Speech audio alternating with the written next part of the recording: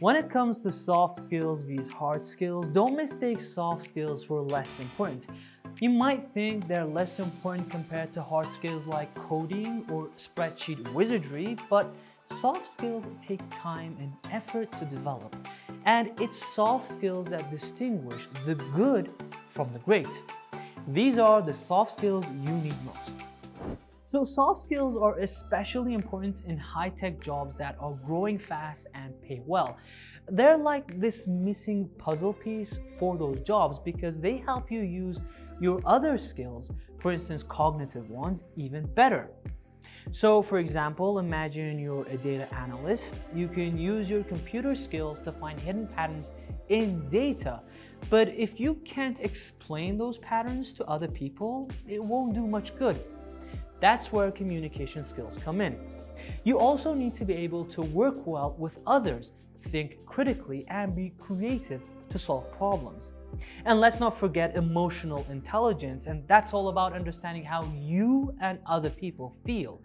Companies need people who can do all this, not just someone who can crunch numbers. Okay, listen.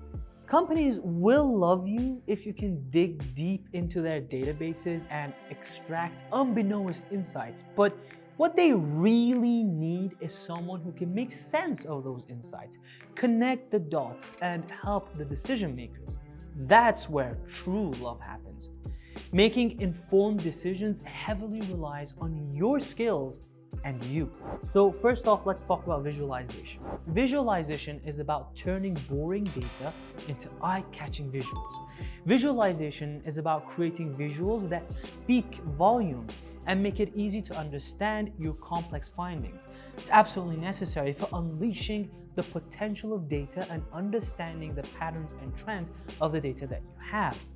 And it's not just about coding, by the way.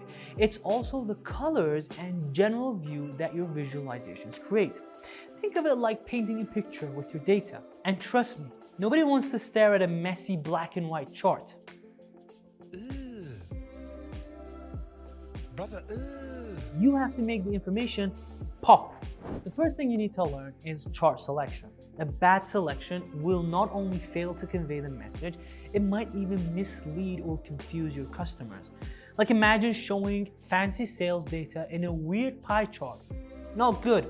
Design is also important. There are certain ways things should look depending on whatever industry you're working on. So the colors matter, how things are laid out, and even the font you pick, they all matter. You don't use a silly font like Comic Sans, for instance, in a business report. Picking the right design makes your chart clear and enjoyable to look at, so people will both get the message and like how it looks, and you can be sure that every industry has a guideline about it. Listen, before you even start coding anything, you need to wrap your head around the problem the company has and how your chart will solve it. Sometimes things can be confusing, so you'll need to use some extra skills. One of it is critical thinking, which is like taking a good hard look at something and figuring out what's really going on. Another one is analytical reasoning, which is using logical reasoning to approach problems and make decisions based on data. It's like solving a puzzle. And finally, innovation, because sometimes traditional methods that you've learned just won't cut it, and you'll need to think outside the box. The most important soft skill you need to learn is perhaps communication. Can you explain complex concepts in simple terms? Some people believe that the #1 skill that hirers look for when hiring data analysts is communication. There are two parts to communication. It's data storytelling, which is like making the story out of your data, and presentation skills, which is how you show that story in a clear way, which includes both the words you use and the pictures you use. Since your methods and findings can get pretty complex for other people, it's important to be able to explain technical terms in simple language, like think LE5. So we've got the keys, we know what we have to learn. How can we learn to use them? How do you learn these soft skills? There are a bunch of ways. Books and mentors are a great place to start. There are tons of books out there on all sorts of topics, and a good mentor can guide you and help you grow. I normally choose my books by checking various top lists and choosing the books that appear on most of the lists and rank the highest. Other than that, you can also take classes, listen to podcasts, or read blogs. But remember, skills are about practicing, not just listening and reading. So whatever you read, whatever you listen to, make sure to practice it.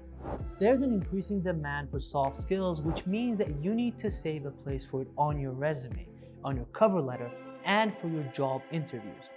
In your resume, use action verbs and specific examples to demonstrate your soft skills. Don't just say, I'm a team player. Give an example of one of your achievements as a team player. In your cover letter, tailor the content to showcase how your soft skills align with the company's culture and requirements. During job interviews, actively demonstrate your soft skills through your communication, your body language, and problem-solving approach. In every case, it's important to provide concrete examples of situations where you have applied your soft skills to achieve positive outcomes. What? Thanks for sticking around. So what did we learn today? We learned all about soft skills, right? Did you realize how big an impact it can have on your future self? Anyways, let me leave you with this thought. Research shows that soft skills don't just predict success, they make it happen.